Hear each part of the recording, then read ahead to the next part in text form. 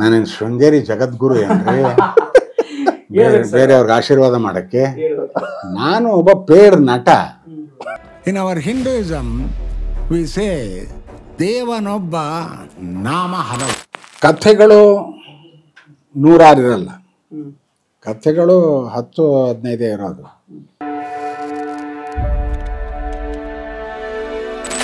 ಏನದು ಭಾಳ ಕೆಟ್ಟ ಎಕ್ಸ್ಪೀರಿಯನ್ಸ್ ಅಂತ ಹೇಳ.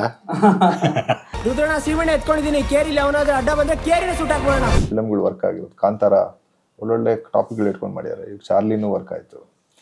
ಸಿದ್ದರಾಮಯ್ಯ ಮೈ hero, Yediyurappa my hero. I would like to help him out, get him back to his village. What do you think? ನನ್ನ ಶಿವಣ್ಣನ cinema ಶುರುವಾಗಬೇಕು 9ನೇ ತಾರೀಕಿಂದ. ಹಾಂ ಇಲ್ಲ ಅದಲ್ಲ, ಇದ್ಯಾವುದು ಹೊಸದು ಹೈದರಾಬಾದ್ನವರು ಪ್ರೊಡ್ಯೂಸರ್. ಅವ್ರಿಗೆ ಇಷ್ಟ ಆಗಿ ಇವನ್ ಎರಿಕ್ ರಾಬರ್ಟ್ ಸರ್ ಅಂತ ದೊಡ್ಡ ಆರ್ಟಿಸ್ಟ್ ಮಾಡಬೇಕು ಅಂದಾಗ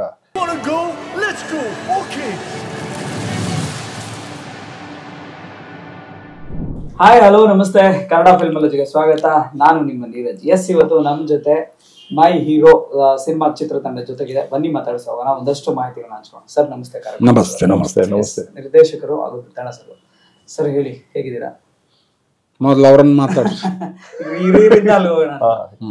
ಸರ್ ಹೇಗಿದ್ದೀರಾ? Okay, fine, always fine. ಅವರು ಆಲ್ವೇಸ್ ನಮ್ಮಂತ ಬ್ಯಾಚುಲರ್ಸ್ಗೆ ಮೋಸ್ಟ್ ಸೀನಿಯರ್ ಬ್ಯಾಚುಲರ್ ರೋಲ್ ಮಾಡಿದ್ರು.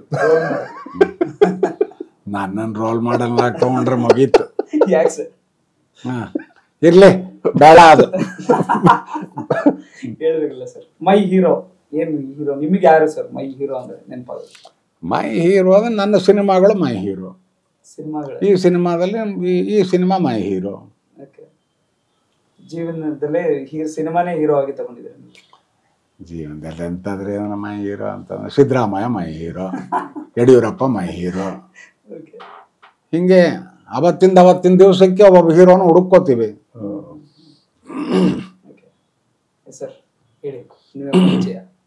ನಾನು ಅವಿನಾಶ್ ವಿಜಯ್ ಕುಮಾರ್ ಅಂತ. ಇದು ನನ್ನ first film. Not a full time film maker. ಇದಕ್ಕಿಂತ ಮುಂಚೆ ನಂದು basically I come from business background. So ನಂದೇ ಬಿಸ್ನೆಸ್ಗಳಿದೆ, ಅದ್ರಲ್ಲಿ ಬ್ಯುಸಿ ಇದೆ. ಬಟ್ ಸಿನಿಮಾ ಒಂದು ಪ್ಯಾಷನ್. ಸೊ ಒಂದು ಒಳ್ಳೆ ಕತೆ ಮಾಡಬೇಕು ಅನ್ನೋದಿತ್ತು. ಅಂದರೆ ಯಾವುದೇ ಸ್ಟೀರಿಯೋ ಟೈಪ್ ಅಂದರೆ ಇದಿದಲ್ಲ, ಕಮರ್ಷಿಯಲ್ ಆ್ಯಂಗಲ್ ಇಲ್ದಂಗೆ, ಅಂದರೆ ಒಂದು ಕತೆನೇ ಒಂದು ಹೀರೋ ಥರ ಇರಬೇಕು ಅನ್ನೋ ಒಂದು ಆಯಾಮ ಇಟ್ಕೊಂಡು ಮಾಡಿದಂಥ ಕತೆ ಇದು. So that is my basic background ಅನ್ಬೋದು ಇಲ್ಲಿ ತನಕ.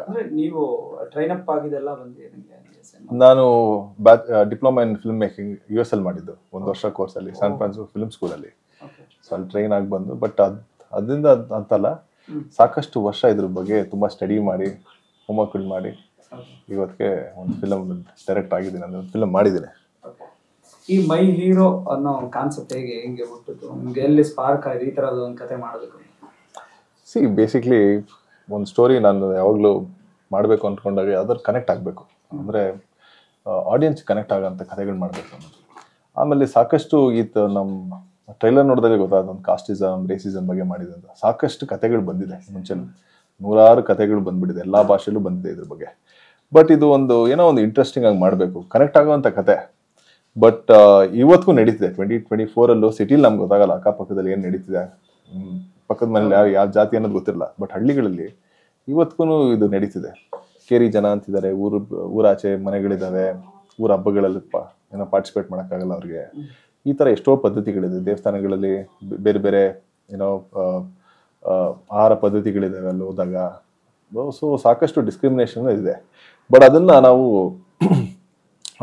ಎಲ್ಲೂ ನಾವು ನಮ್ಮ ಈ ಸಂಸ್ಕೃತಿ ಕೆಳಗಿದೆ, ಬೇರೆಯವ್ರದ್ದು ಚೆನ್ನಾಗಿದೆ ಅಂತ ಹೇಳ್ತಿಲ್ಲ. ಬಟ್ ನಾವೇನು ಮಾಡ್ತಾ ಇದ್ದೀವಿ ಅಂದ್ರೆ, ಇದು ಹ್ಯೂಮನ್ ನೇಚರ್. ಇದು ನಮ್ಮಲ್ಲಿ ಹೇಗಿದೆಯೋ ವೆಸ್ಟಲ್ಲೂ ಬ್ಲ್ಯಾಕ್ಸ್ ವೈಟ್ಸ್ ಮಧ್ಯೆ ಇದೆ, ಮುಸ್ಲಿಮ್ಸಲ್ಲೂ ಇದೆ, ಶಿಯಾ ಸುನ್ನೀಸ್ಗೆ. ಇದು ಹ್ಯೂಮನ್ ನೇಚರ್ ಇದೆ. ಎಲ್ಲ ಭಾಗದಲ್ಲೂ ಎಲ್ಲ ಡಿಸ್ಕ್ರಿಮಿನೇಷನ್ ಬೇರೆ ಬೇರೆ ರೀತಿಯಲ್ಲಿ ಆಗುತ್ತೆ. ಶ್ರೀಮಂತರು ಬಡವರಲ್ಲಿದೆ, ಮೆಜಾರಿಟಿ ಮೈನಾರಿಟೀಸ್ ಮೇಲೆ. ಸೊ ಇದೊಂದು ದೊಡ್ಡ ವಾಸ್ಟ್ ಸಬ್ಜೆಕ್ಟಲ್ಲಿ ಒಂದು ಚಿಕ್ಕ ಕತೆ, ನೈಜ ಘಟನೆ ಇಟ್ಕೊಂಡು ಒಂದು ಸಬ್ಜೆಕ್ಟ್ ಮಾಡಿದ್ದೀವಿ. ಸೊ ಇದು ಕನೆಕ್ಟ್ ಆಗುತ್ತೆ ಅಂದ್ಕೊಂಡು ಮಾಡಿರೋಂಥ ಕತೆ ಇದು. ಸರ್ ನಿಮಗೆ ಈ ಕಾಸ್ಟಿಸಮ್ ಅಥವಾ ಡಿಸ್ಕ್ರಿಮಿನೇಷನ್ ಇದ್ರ ಬಗ್ಗೆ ನೀವು ಒಂದಷ್ಟು ನೋಡ್ಕೊಂಡ್ ಬಂದಿದ್ದೀರಾ ಇಷ್ಟು ಕಾಲಘಟ್ಟದಲ್ಲಿ? ಏನು ಹೇಳಕ್ಕೆ ಇಷ್ಟಪಡ್ತೀರಾ ಸರ್ ಈ ಪದ್ಧತಿ ಬಗ್ಗೆ? ಇಷ್ಟಪಡೋದಂದರೆ ಕಥೆಗಳು ನೂರಾರು ಇರಲ್ಲ, ಕಥೆಗಳು 10-15 ಇರೋದು. ಇನ್ಸಿಡೆಂಟ್ಸ್ ಇರುತ್ತೆ, ಕಥೆಗೆ ಸಂಬಂಧಪಟ್ಟ ನೂರಾರು ಇನ್ಸಿಡೆಂಟ್ಸ್ ಇರುತ್ತೆ. ಅದರೊಳಗೆ ಯಾವುದನ್ನು ಪಿಕಪ್ ಮಾಡ್ತೀರಿ ನೀವು ನಿಮ್ಮ ಸಿನಿಮಾಗೆ ಅನ್ನೋದು ಆಯಾ ನಿರ್ದೇಶಕರಿಗೆ ಬಿಟ್ಟಿದ್ದು. ಕೆಲವರು ಎಮೋಷನಲ್ ಎಲಿಮೆಂಟ್ಸ್ನ ಇಟ್ಕೋತಾರೆ, ಕೆಲವರು ಪೊಲಿಟಿಕಲ್ ಎಲಿಮೆಂಟ್ಸ್ನ ಇಟ್ಕೋತಾರೆ, ಕೆಲವರು ಇನ್ನೇನೋ ಇಟ್ಕೋತಾರೆ. ಈ ಸಿನಿಮಾದಲ್ಲಿ ಒಂದು ಟೋಟಲ್ ವ್ಯೂ, ಇದರ ಪಾಲಿಟಿಕ್ಸ್ ಏನು, ಈ ವಿಷಯದ ಸೋಷಲ್ ಇಂಪ್ಲಿಕೇಶನ್ ಏನು, ಈ ವಿಷಯದ ಮಾನವೀಯತೆ ಏನು, ಈ ರೀತಿ ಬೇರೆ ಬೇರೆ ಇದನ್ನು ಒಂದು ಸಂಘಟಿಸಿ ಒಂದು ಚಿತ್ರವಾಗಿ ಹೆಣೆದಿದ್ದಾರೆ. ಯಾಕೆಂದರೆ ಇನ್ಸಿಡೆಂಟ್ಸ್ ಇವರು ನೋಡಿದ್ದು, ಇವರು ಅಂದ್ಕೊಂಡಿದ್ದು ಬೇರೆ ಬೇರೆ ಸ್ಥಳದಲ್ಲಿ ಬೇರೆ ಬೇರೆ ಕಾಲಘಟ್ಟದಲ್ಲಿ ನಡೆದಂಥ ವಿಷಯಗಳು, ಅವೆರಡನ್ನು ಬೆರಕೆ ಮಾಡಿದ್ದಾರೆ. ಬಟ್ ಆ ಬೆರಕೆ ಮಾಡಿರೋದು ಭಾಳ ಇಂಟ್ರೆಸ್ಟಿಂಗಾಗಿ ಮಾಡಿದ್ದಾರೆ. ಅದು ಬಹಳ ಮೆಚ್ಚುಗೆ ಆಗುವಂಥ ಅಂಶ. ಅದಕ್ಕೊಂದಿಷ್ಟು ಕ್ರಿಯೇಟಿವ್ ಮೈಂಡ್ ಬೇಕಾಗುತ್ತೆ. ಆ ಕ್ರಿಯೇಟಿವ್ ಮೈಂಡ್ನ he is able to exhibit that. ಈ ಜಾತಿ ಪದ್ಧತಿ ಬಗ್ಗೆ, ಜಾತಿ ಇರ್ಬೋದು, ಈ ವರ್ಗಗಳು ಇವತ್ತಿಗೂ ನಡೀತಿದೆ ಅಂತ ಅವ್ರು ಹೇಳೋದು, ಇವತ್ತಿಗೂ ನಡೀತಿದೆ. ಬಟ್ ಅದನ್ನು ಕಾಣಿಸ್ದಿಲ್ಲ ರೀತಿ ಎಷ್ಟೋ ಜನ ಬದುಕ್ತಾ ಇದ್ದೀವಿ. ಅದ್ರ ಬಗ್ಗೆ ಹೇಳ್ತೀವಿ. ನೀವು ಸಿನಿಮಾ ಬಿಟ್ಟು ಓವರಾಲ್ ಸಮಾಜದ ಬಗ್ಗೆ ಹೇಳ್ತಾ ಇದ್ದೀರಿ, ಕಣ್ಣಾರೆ ನೋಡ್ತಿದ್ದೇವಲ್ಲ ನಾವು. ಓಕೆ, ಈ ಜಾತಿ ಪದ್ಧತಿ ಅನ್ನೋದು ಅದಕ್ಕೆ ಸಂಬಂಧಪಟ್ಟ ದೌರ್ಜನ್ಯಗಳಿದೆಯಲ್ಲ, ಅದನ್ನು ನೀವು ಎಲ್ಲ ಕಡೆ ನೋಡಲ್ಲ. ಯಾವುದೋ ಒಂದು ಕುಗ್ರಾಮದಲ್ಲಿ ನೋಡ್ತೀರಿ. ಓಕೆ, ಬಟ್ ಅದನ್ನು ಬಳಕೆ ಮಾಡಿಕೊಂಡು ರಾಜಕೀಯ ಮಾಡ್ತಾರಲ್ಲ, ಓಕೆ, ಸ್ವಾರ್ಥಿಗಳು. ಓಕೆ, ಅದು ಬಹಳ ದೊಡ್ಡ ಪ್ರಮಾಣದಲ್ಲಿ ಇಡೀ ದೇಶದಲ್ಲಿ ಕಾಣುತ್ತದು. ಓಕೆ, ಆ ಸಬ್ಜೆಕ್ಟೇ ಬೇರೆ ಅದು. ಓಕೆ, ಇಲ್ಲಿ ನಾವು ನೋಡ್ತಾ ಇರೋದು ಈ ಸಿನಿಮಾಗೆ ಸಂಬಂಧಪಟ್ಟಂಗೆ ಒಂದು ಮ್ಯಾಕ್ರೋ ಲೆವೆಲ್ ಪ್ರಾಬ್ಲಮ್ನ ಮೈಕ್ರೋ ಲೆವೆಲ್ನ ನೋಡ್ತಾ ಇದ್ದೀವಿ ನಾವು. ಇದನ್ನೇ ಎಕ್ಸ್ಟ್ರಾಪೊಲೇಟ್ ಮಾಡಿದರೆ ದೇಶಕ್ಕೆ, ರಾಜ್ಯಕ್ಕೆ, ಇಡೀ ಪ್ರಪಂಚಕ್ಕೆ ಅನ್ವಯಿಸಬಹುದು. ನೋಡ್ತಾ ಇರೋನ್ಗೆ ಅದು ಅನಿಸುತ್ತೆ.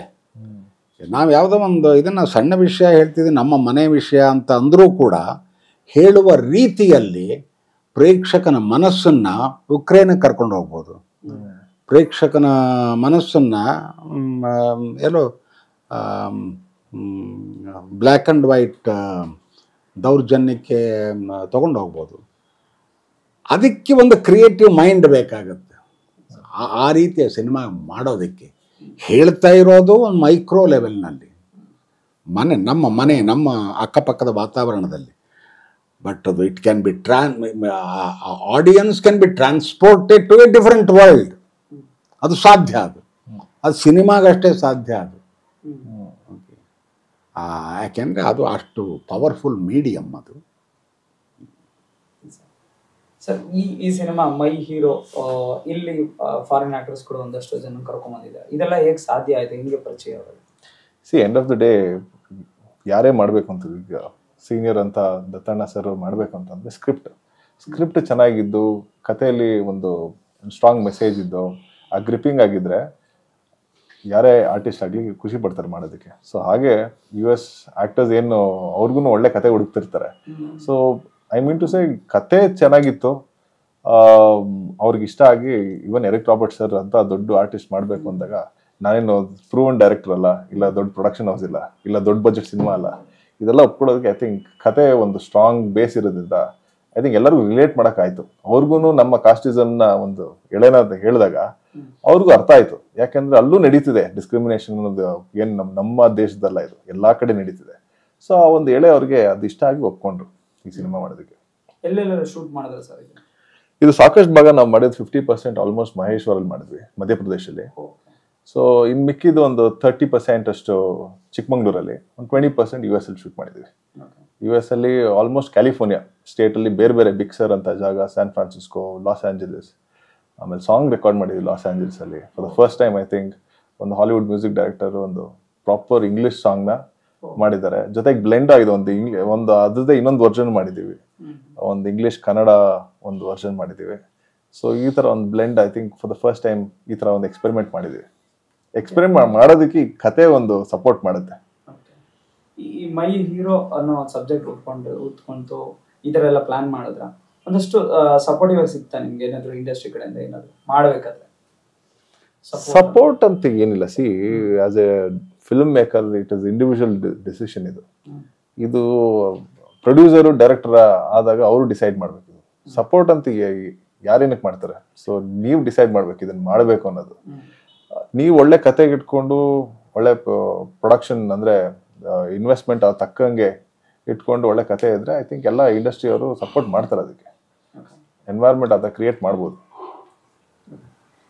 ಈಗ ಮೈ ಹೀರೋ ಮಾಡಿದ್ರ, ಈ ಮೈ ಹೀರೋ ಅಲ್ಲಿ ಈ ಕಥೆನ ಏನ್ ಅನ್ಕೊಂತಾರೆ ಜನ, ಏನಾದ್ರು ಇದು ಡಾಕ್ಯುಮೆಂಟ್ ಮೂವಿನ ಆತರ ಒಂದು ಫೀಲ್ ಅಲ್ಲಿ ಮಾಡ್ತಾರೆ.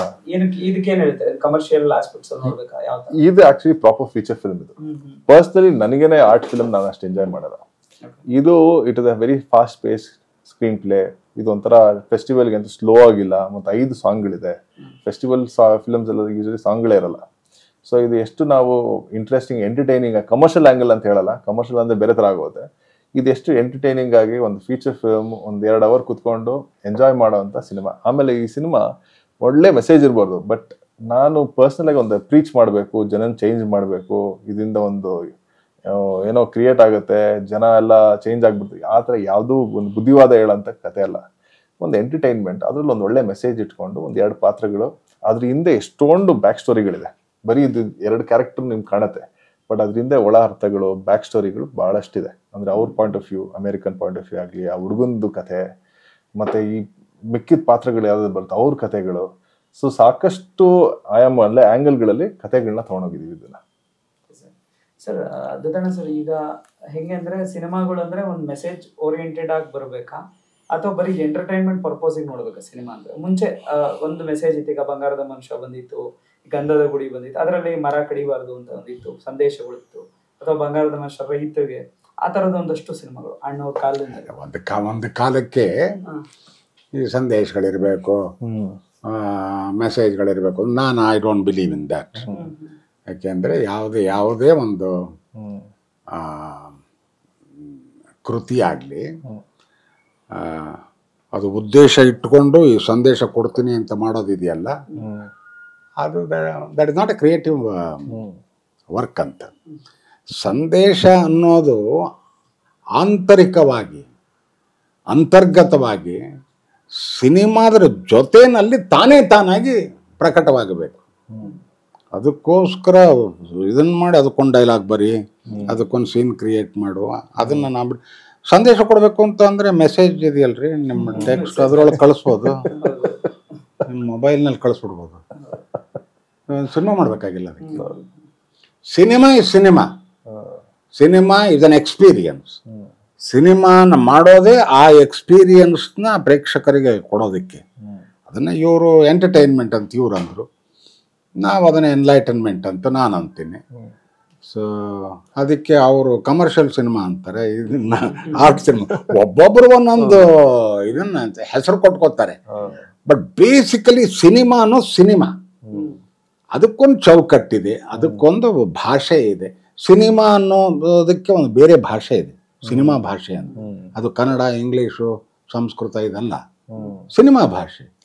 ಹಾಗಾಗಿ ಒಂದು ತೆಲುಗು ಸಿನಿಮಾ ನೋಡಬೇಕಾದ್ರೂ ಕೂಡ ಒಬ್ಬ ಕನ್ನಡ ಪ್ರೇಕ್ಷಕನಿಗೆ ಸಿನಿಮಾದ ಅನುಭವ ಸಿಗುತ್ತೆ. ಹೇಗೆ ಸಿಗುತ್ತೆ? ಯಾಕೆಂದರೆ ಆ ಸಿನಿಮಾದ ಭಾಷೆಯ ಮೂಲಕ ನೋಡ್ತಾನೆ. ಅದು ಪವರ್ ಆಫ್ ಸಿನಿಮಾ.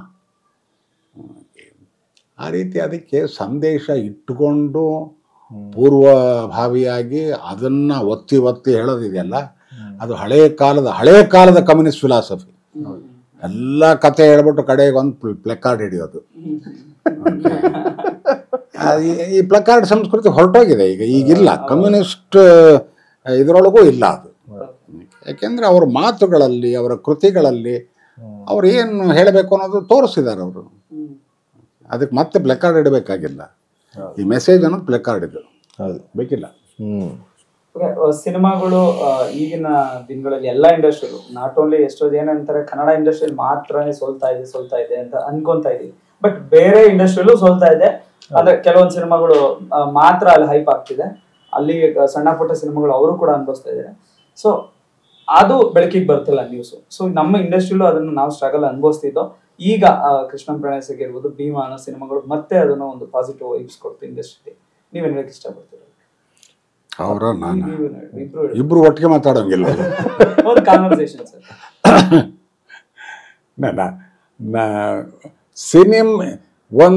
ನಮ್ಮ ಇದರೊಳಗೆ ಪರಿಸ್ಥಿತಿಲಿ ಒಂದು ಸಿನಿಮಾ ಗೆಲ್ತಿದೆ ಅಥವಾ ಒಂದು ಸಿನಿಮಾ ಸೋಲ್ತಿದೆ, ಇದನ್ನು ಹೇಳೋದು ಬಹಳ ಕಷ್ಟ. ಇದು ಯಾವ ರೀತಿ ಹೇಳ್ತೀರಿ ನೀವು ಇದನ್ನು? ಇದು ಒಂದು ಸಿನಿಮಾ ಗೆದ್ದಿದೆ ಅಥವಾ ಸೋತಿದೆ ಅಂತ ಗಳಿಕೆ ದೃಷ್ಟಿಯಿಂದನ ಅದನ್ನು ಡಿಫೈನ್ ಮಾಡ್ಕೊಂಬಿಡ್ಬೇಕು. ಓಕೆ ಬಾ, ನಾನು 10 ರೂಪಾಯಿ ಖರ್ಚು ಮಾಡಿದೆ, ನನಗೆ 12 ರೂಪಾಯಿ ಬಂತು. ಓಕೆ, ಬಟ್ ಇದು ಅಂಥದ್ದು ಅದು ಭಾಳ ದಿವಸ ಆಯಿತು. ಓಕೆ, ಅದು ಆ 2 ರೂಪಾಯಿ ಪಡ್ಕೊಳ್ಳೋದಕ್ಕೋಸ್ಕರ 40 ರೂಪಾಯಿ ಇದನ್ನು ಕೊಟ್ಟಿದ್ದೀನಿ, ಇಂಟ್ರೆಸ್ಟ್ ಕೊಟ್ಟಿದ್ದೀನಿ, ಹಾಗಾಗಿ ಅದು ಸೋತೆ. ಇಲ್ಲ 15 ದಿವಸದಲ್ಲಿ ಮಾಡಿ ಮುಗಿಸಿ ಇದನ್ನು ಮಾಡಿದೆ, ಓಕೆ 2 ರೂಪಾಯಿ ಬಂತು, 20% ಟೈಮ್ ಹ್ಯಾಪಿ, ಮುಂದಿನ ಚಿತ್ರ ಕೈ ಹಾಕ್ತೀನಿ ಅಂತ. ಇದು ಒಂದಿನ. ಇನ್ನೊಂದು ಏನೂ ಬರಲಿಲ್ಲ ಕಣಪ್ಪ, 0. 10 ರೂಪಾಯಿ ಖರ್ಚು ಮಾಡಿದೆ ಹೋಯಿತು. ಬಟ್ 10 ಫೆಸ್ಟಿವಲ್ನಲ್ಲಿ ನನಗೆ ಭಾಳ ದೊಡ್ಡ ಮರ್ಯಾದೆ ಸಿಕ್ತು. ನನಗೆ 4 ನ್ಯಾಷನಲ್ ಅವಾರ್ಡ್ ಸಿಕ್ತು, ನನಗೆ 5 ಇಂಟರ್ನ್ಯಾಷನಲ್ ಅವಾರ್ಡ್ ಸಿಕ್ತು. ಕೆಲವರು ಅದರೊಳಗೆ ತೃಪ್ತಿ ಪಟ್ಕೊಳ್ಳೋರು ಇದ್ದಾರೆ. ಯಾವುದು ಮಾನದಂಡ ಏನು? ದುಡ್ಡಿನಲ್ಲಿ ಅಳಿತೀರಾ ನೀವು ಅಥವಾ ಮರ್ಯಾದೆಯಲ್ಲಿ ಅಳಿತೀರಾ? ಅಥವಾ ನಾನು ಚಿರಂಜೀವಿಯಾಗಿರಬೇಕು ಇಲ್ಲಿ ಇನ್ನೊಂದು 100 ವರ್ಷ? ಇವನೊಬ್ಬ ಡೈರೆಕ್ಟ್ ಒಂದು ಸಿನಿಮಾ ಮಾಡಿದ್ದೆ ಕಣ್ರಿ, 1942ನಲ್ಲಿ. ನೋಡ್ರಿ ಅದು ಎಷ್ಟು ಚೆನ್ನಾಗಿದೆ ಅಂತ ಅಂತಾರೆ. ಅದು ಬೇಕಾ ನಿಮಗೆ? ಅದು ನಿಮಗೆ ಬಿಟ್ಟಿದ್ದು. ಸರ್ ಹೇಳ್ತಿದ್ರಿ ಈಗ ಬಿಸ್ನೆಸ್ ವಿಚಾರವಾಗಿ ಮಾತಾಡೋದಾದ್ರೆ, ನೀವು ಹಿಂಗೆ ಎಷ್ಟು ಬಜೆಟ್ ಅಲ್ಲಿ ಯಾವ ರೇಂಜಿಗೆ ತಯಾರಾದಂಥ ಸಿನಿಮಾ? ಬಜೆಟ್ ಇವಾಗ ಹೇಳಿದ್ರೆ ಏನು ಅನ್ಕೊಂಡ್ರೆ ಮೇ ಬಿ ಒಂದು ಚಿಕ್ಕ ಸಿನಿಮಾ ಅನ್ಕೋಬಹುದು, ಇಲ್ಲ ತುಂಬಾ ಖರ್ಚು ಮಾಡಿದ್ದಾರೆ ಅಂತ ಅನ್ಕೋಬಹುದು. ಐ ಥಿಂಕ್ ಈ ಕತೆಗೆ ಎಷ್ಟು ಬೇಕು ಅಷ್ಟು ಮಾಡಿದೀವಿ, ಡೀಸೆಂಟ್ ಬಜೆಟ್ ಅಲ್ಲಿ ಮಾಡಿದೀವಿ. ಇದು ಅಂತ ಲೋ ಬಜೆಟ್ ಅಲ್ಲ, ಇದು high budget cinema, decent budget ಅಲ್ಲಿ ಮಾಡಿರುವಂತ ಕತೆ. ಕ್ವಾಲಿಟಿ ವೈಸ್ ಅಲ್ಲಿ ನೋಡಿದ್ರೆ ತುಂಬಾ ಚೆನ್ನಾಗಿ ಕಾಣಿಸುತ್ತೆ ಸಿನಿಮಾ. ಹೌದು, ಅಷ್ಟು ಪ್ರಾಮಿಸಿಂಗ್ ಇರುವಂತ ಸಿನಿಮಾ ಇದು. ಹೌದು, ಕ್ವಾಲಿಟಿ ತೆಗೆಯೋದಕ್ಕೆ ನಿಮಗೆ ತುಂಬಾ ದೊಡ್ಡ ಸೆಟ್ ಏನ್ ಬೇಕಾಗಿಲ್ಲ, ಒಂದು ಒಳ್ಳೆ ಕ್ಯಾಮ್ರಾ ಇದ್ರೆ ಸಾಕು, ಅಷ್ಟೇ ಬೇಕಾಗಿರೋದು. ಅಂಡ್ ಇವತ್ತಿಗೆ ಎಲ್ಲಾ ಕ್ಯಾಮ್ರಾನು ಚೆನ್ನಾಗಿದೆ. ಇವತ್ತು ಐಫೋನಲ್ಲೇ ಶೂಟ್ ಮಾಡೋಂಥ ಕಾಲ ಇದು. ಚಿಕ್ಕ ಕ್ಯಾಮ್ರಲ್ಲೇ ನೀವು ಇಂಟರ್ವ್ಯೂ ಮಾಡ್ತಿದ್ದೀರಾ. ಸೊ ಇವತ್ತಿಗೆ ಎಲ್ಲ ಕ್ಯಾಮ್ರಾ ಕ್ವಾಲಿಟೀಸ್ ಆಗಲಿ, ಎಲ್ಲ ಟೆಕ್ನಿಕಲ್ ಆಗಿ ಎಲ್ಲರೂ ಸೌಂಡ್ ಇದ್ದಾರೆ. It's all about making of the film. ನಿಮ್ಗೇನು ಬಿಗ್ ಬಜೆಟ್ ಬೇಕಾಗಿಲ್ಲ, ತುಂಬಾ ಚೆನ್ನಾಗಿ ತೆಗಿಬೇಕು ಅದು ಮೇಕಿಂಗ್ ತೋರಿಸೋದಕ್ಕೆ. ಸಿನಿಮಾ ರೆಸ್ಪಾನ್ಸ್ ಆಗಿದೆ, ಈಗ ರಿಲೀಸ್ ಆಗಿದೆ, ಹೇಗೆ ರೆಸ್ಪಾನ್ಸ್ ಸಿಕ್ಕಿದೆ? ನಾನು ಮುಂಚೆನೇ ಹೇಳಿದೆ, ಈ ತರ ಸಬ್ಜೆಕ್ಟ್ಗಳಿಗೆ ಸ್ವಲ್ಪ ಸ್ಲೋ ಟೇಕ್ ಆಫ್ ಇದ್ದೇ ಇರುತ್ತೆ. ನಮ್ಮಂತ ಫಿಲಮ್ಗಳಿಗೆ ಫಸ್ಟ್ ಶೋನೇ ಫುಲ್ ಹೌಸ್ಫುಲ್ ಆಗಿ ಬರೋದಿಲ್ಲ. ಇದು ರಿವ್ಯೂಸ್ ಮೇಲೆ ಜನ ವರ್ಡ್ ಆಫ್ ಮೌತ್ ಇಂದ ಬರೋಂಥದ್ದು. ರಿಲೀಸ್ಗಿಂತ ಮುಂಚೆನೇ ಹೇಳಿದೆ, ನಮಗೆ ಆಕ್ಚುಲ್ ಫೈಟ್ ಸ್ಟಾರ್ಟ್ ಆಗೋದು ರಿಲೀಸ್ ಆದ್ಮೇಲೆ, ಜನನ್ನ ಥಿಯೇಟರ್ ಕರ್ಸೋದು. ಬಟ್ ಆಕ್ಚುಲಿ 3-4 ಡೇಸ್ ಆದ್ಮೇಲೆ ಇವತ್ತಿಗೆ ವರ್ಡ್ ಆಫ್ ಮೌತ್ ಸ್ಟ್ರಾಂಗ್ ಆಗಿ ಜನ ಬರ್ತಿದ್ದಾರೆ ಥಿಯೇಟರ್ಸ್ಗೆ. ಬಂದವರೆಲ್ಲರೂ ಖುಷಿ ಪಡ್ತಿದ್ದಾರೆ.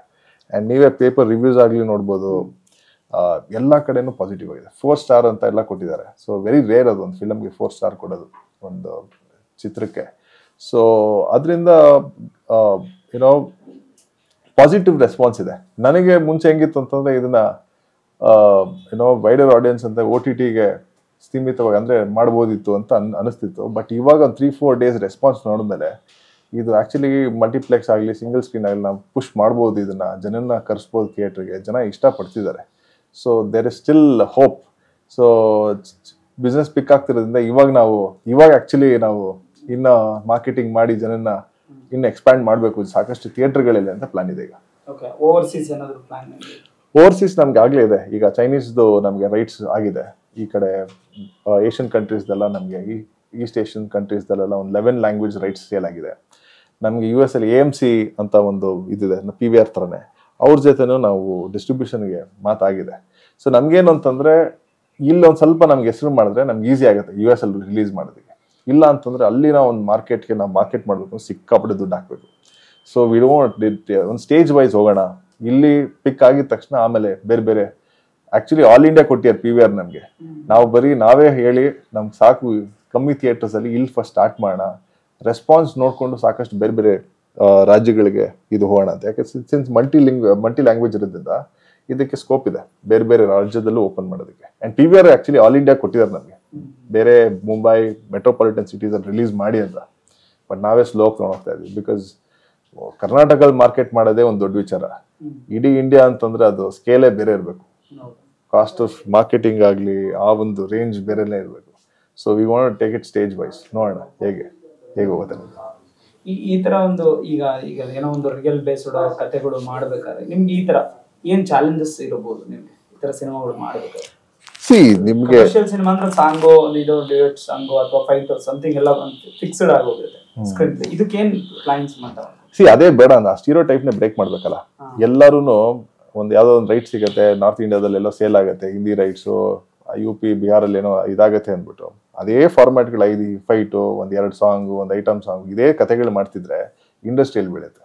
ಎಲ್ಲರೂ ಬೇರೆ ಬೇರೆ ಕಥೆಗಳನ್ನ ಮಾಡಬೇಕು, ಬೇರೆ ಕಥೆಗಳು ಎಷ್ಟೊಂದು ಹೇಳೋದಿದೆ. ಲೈಕ್ ಆತರ ಉದಾಹರಣೆ ಗೆದ್ದಿರೋದು ಉಂಟು, ಲೈಕ್ ಕೇರಳ ಸ್ಟೋರಿ ಮಾಡೋದು. ಅದೇನು ಕಮರ್ಷಿಯಲಿ ಸಿನಿಮಾ ಅಲ್ಲ, ಬಟ್ ಏನೋ ಒಂದು ಸತ್ಯ ಓಡಿಸಿದ್ರು ಕಡಿಮೆ ಬಜೆಟ್ ಅಲ್ಲಿ ಎಷ್ಟೋ ಒಂದು ಮಟ್ಟಕ್ಕೆ ರೀಚ್ ಆಗುತ್ತೆ. ಹೌದು, ಸಾಕಷ್ಟಿದೆ. ಎಂಡ್ ಆಫ್ ದ ಡೇ ಹೇಳಿದ್ನಲ್ಲ, ಜನಕ್ಕೆ ಇಂಟ್ರೆಸ್ಟಿಂಗ್ ಕಥೆಗಳು ಬೇಕು. ಯಾರು ಅಲ್ಲಿ ಬಂದು ಬೋರ್ ಆಗಕ್ಕೆ 2 ಅವರ್ ಕೂತ್ಕೊಂಡು ಬುದ್ಧಿ ಯಾರೋ ಪ್ರೀಚ್ ಮಾಡ್ತೀರೋ ಅದನ್ನ ಕೇಳಿಸ್ಕೊಳಕ್ ಯಾರು ಬರಲ್ಲ. ಎಷ್ಟು ಕಾಂಟೆಂಟ್ ಇದೆ ಯೂಟ್ಯೂಬ್ ಅಲ್ಲಿ, ಫ್ರೀ ಕಾಂಟೆಂಟ್ ಇರ್ಬೇಕಾದ್ರೆ, OTT ಅಷ್ಟು ಕಾಂಟೆಂಟ್ ಇರ್ಬೇಕು. ಜನ ಥಿಯೇಟರ್ಗೆ ಬರ್ಬೇಕಂದ್ರೆ ನಿಮ್ದಲ್ಲಿ ಕಥೆಲಿ ಏನೋ ಇರ್ಬೇಕು ಸ್ಟ್ರಾಂಗ್ ಆಗಿ. ಆಮೇಲೆ ಎಲ್ಲಾರು KGF ಬಾಹುಬಲಿ ತರ ಆ ಬಜೆಟ್ ಸ್ಕೇಲ್ ಮಾಡೋಕ್ಕಾಗಲ್ಲ.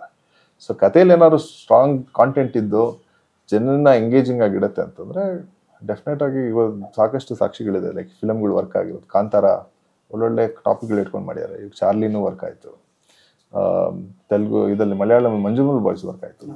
ಅದ್ರಲ್ಲಿ ಯಾವ ಹೀರೋಯಿಸಮ್ ಇಲ್ಲ, ಯಾವ ಸಾಂಗ್ ಇಲ್ಲ, ಯಾವ ಫೈಟ್ ಇಲ್ಲ, ಕಥೆಗಳು ಎಷ್ಟೊಂದು ಸಾಕ್ಷಿ ಇದೆ ಆ ಥರ ಕಥೆಗಳು ಗೆದ್ದಿರೋದು. ಸರ್ ಅಪ್ಕಮಿಂಗ್ ಪ್ರಾಜೆಕ್ಟ್ಸ್ ಅಂತ ಯಾವ್ದು ಇದೆ ಸರ್?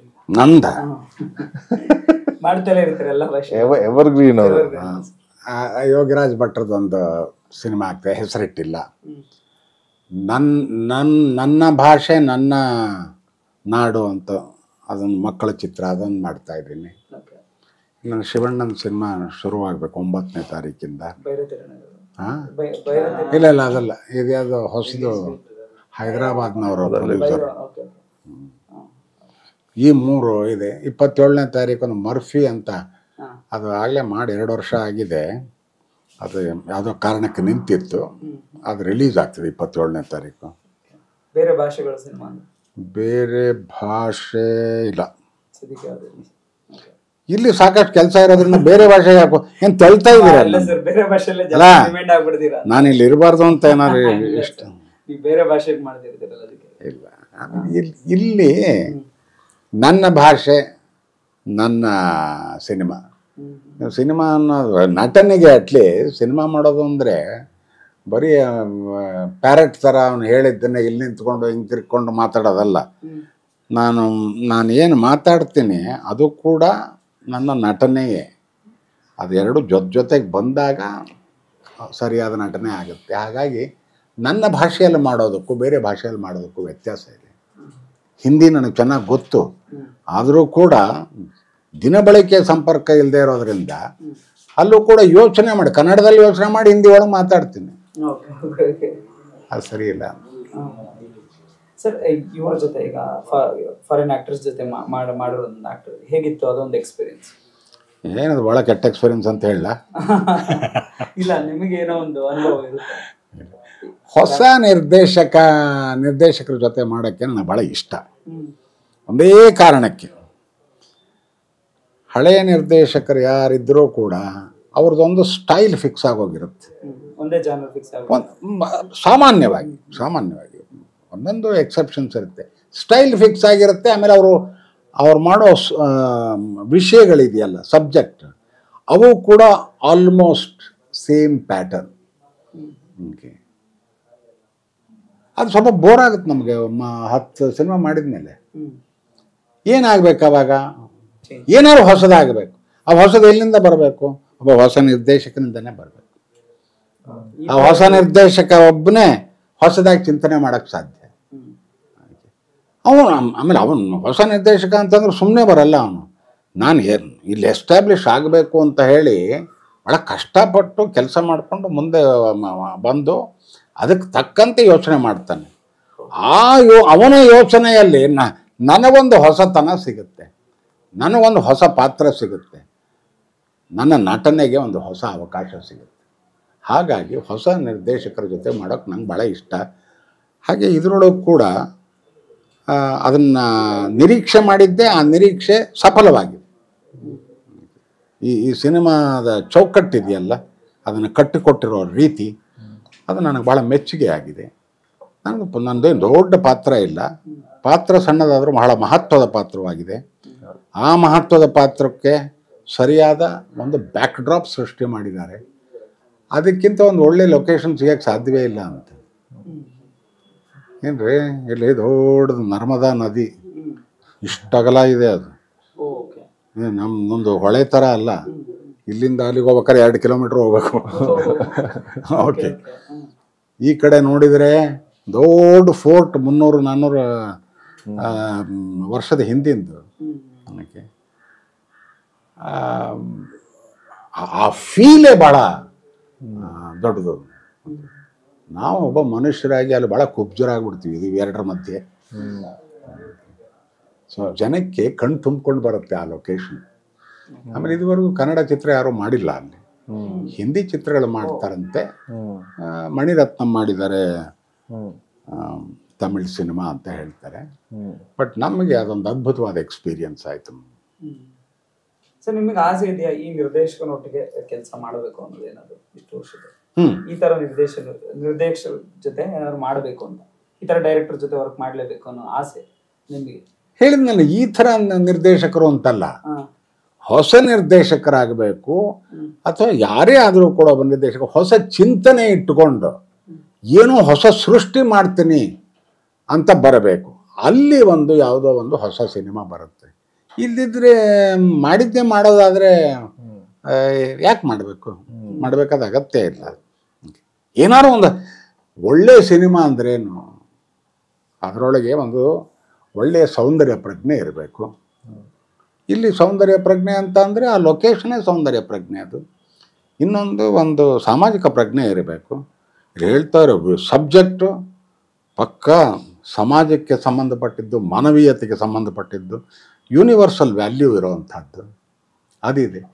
ಇದರ ಮಧ್ಯೆ ಒಂದು ಪೊಲಿಟಿಕಲ್ ಕಾಂಟೆಕ್ಸ್ಟ್ ಅಂತ ಒಂದಿರುತ್ತೆ ಪ್ರತಿಯೊಂದು ಸಿನಿಮಾಗೂ. ಆ ಪೊಲಿಟಿಕಲ್ ಕಾಂಟೆಕ್ಸ್ಟ್ ನಾವು ಅಷ್ಟೊಂದು ಎಕ್ಸ್ಪ್ಲಾಯ್ಟ್ ಮಾಡಿಲ್ಲ, ಆದರೆ ಇದೆ. ಅದು ಒಂದು ಒಳ ಹರಿವಾಗಿ ಇದೆ. ಅದನ್ನು ಕೆಲವರಿಗೆ ಕಾಣಿಸುತ್ತೆ, ಕೆಲವರಿಗೆ ಕಾಣಿಸಲ್ಲ. ಪರವಾಗಿಲ್ಲ, ಕಾಣಿಸ್ತವ್ರಿಗೆ ಕಾಣಿಸ್ಲಿ, ಕಾಣಿಸ್ದೇ ಇರೋರಿಗೆ ಬೇಡ. ಬಟ್ ಇರೋದಂತೂ ಸತ್ಯ. ಇವೆಲ್ಲ ಇದ್ದಾಗ ಒಂದು ಸಿನಿಮಾದ ನೆಲೆ ಭದ್ರವಾಗುತ್ತೆ.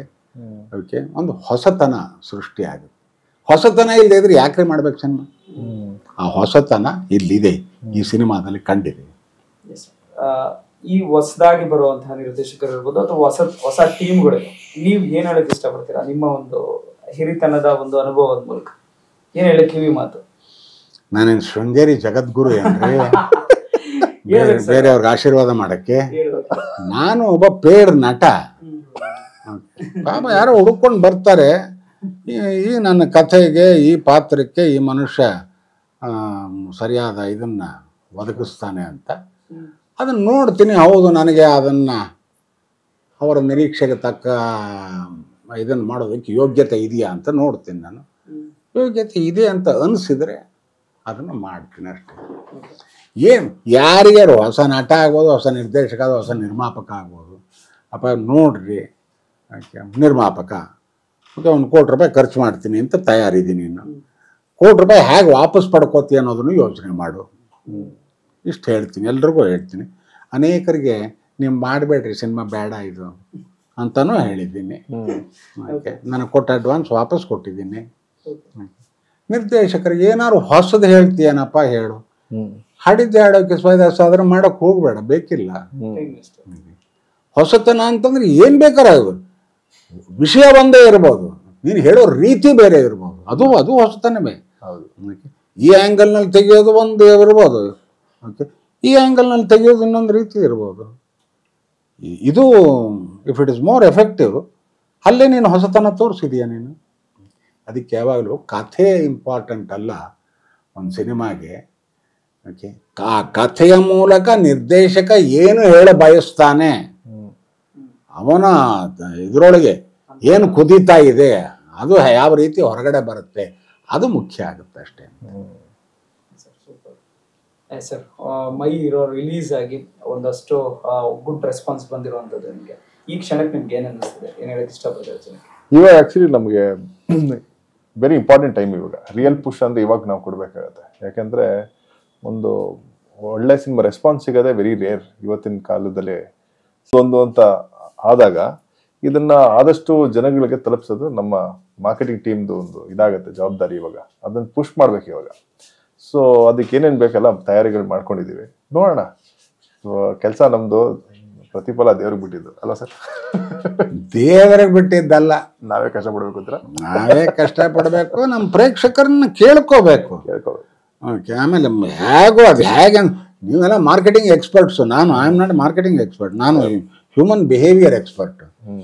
ನಾನು ಕೇಳ್ಕೊತೀನಿ ಪ್ರೇಕ್ಷಕರನ್ನ, ಈ ಒಂದು ಅದ್ಭುತವಾದ ಸಿನಿಮಾ ಮಾಡಿದೀವಿ ಕಣ್ರಿ, ದಯವಿಟ್ಟು ಬಂದು ನೋಡಿ ಇದನ್ನ.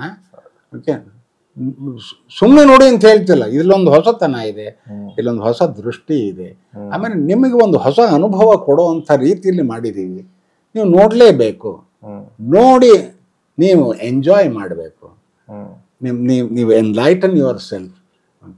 ಅದಾಗುತ್ತೆ ಈ ಸಿನಿಮಾ ನೋಡಿದ್ರೆ, ಅಷ್ಟು ಗ್ಯಾರಂಟಿ ನಾ ಕೊಡಬಲ್ಲೆ. ಹೌದು, ನಾನು 100% ಹೇಳ್ತೀನಿ, ಜನ ಅಂತೂ ಸಿನಿಮಾ ನೋಡಿದ್ರೆ ಬೈಕೊಂಡಂತೂ ಹೋಗಲ್ಲ, ಒಂದು ಒಳ್ಳೆ ಎಕ್ಸ್ಪೀರಿಯನ್ಸ್ ಆಗುತ್ತೆ. ಇದುವರೆಗೂ ನಾನು ನೋಡಿಲ್ಲ 3-4 ಡೇಸಲ್ಲಿ ಒಂದು ನೆಗೆಟಿವ್ ಕಮೆಂಟ್ ಅನ್ನೋದು ಬಂದಿಲ್ಲ. ನೀವು ರಿವ್ಯೂಸು ನೋಡ್ತೀರಿ, ಎಲ್ಲೂ ಒಂದು ಪೇಪರಲ್ಲೂ ನೆಗೆಟಿವ್ ಆಗಿ ಬಂದಿಲ್ಲ. ರಿವ್ಯೂ ಮಾಡೋರಾಗಲಿ ಎಲ್ಲರಿಗೂ ಇಷ್ಟ ಆಗಿದೆ 100%. ಇದೆಲ್ಲ ಒಂದು 3-4 ಡೇಸ್ ಎಲ್ಲರ ಹತ್ರ ಪಬ್ಲಿಕ್ ಇವ್ರ ಹತ್ರ ಎಲ್ಲ ಮಾತಾಡಿದಾಗ ವ್ಯೂವರ್ಸ್ ಹತ್ರ ಐ ಆಮ್ ವೆರಿ ಕಾನ್ಫಿಡೆಂಟ್, ಯಾರೇ ನೋಡಿದ್ರು ಜನ ಇಷ್ಟಪಡ್ತಾರೆ, ಇದನ್ನು ಡಿಸಪಾಯಿಂಟ್ ಅಂತೂ ಆಗಲ್ಲ. ಸೊ ಆ ಒಂದು ಒಳ್ಳೆಯ ಅವಕಾಶನ ನಮ್ಮ ಪ್ರೇಕ್ಷಕರು ಕಳ್ಕೋಬಾರ್ದು. ಓಕೆ, ಆಮೇಲೆ ಪಶ್ಚಾತ್ತಾಪ ಪಡಬಾರ್ದು. ಅದಕ್ಕೋಸ್ಕರವಾದರೂ ದಯವಿಟ್ಟು ಈ ಸಿನಿಮಾ ನೋಡ್ಬೇಕು ನೀವು ಅಂತ ಹೇಳಿ ನಾನು ವಿನಂತಿಸ್ಕೊಳ್ತೀನಿ ನಮ್ಮ ಪ್ರೇಕ್ಷಕರಲ್ಲಿ.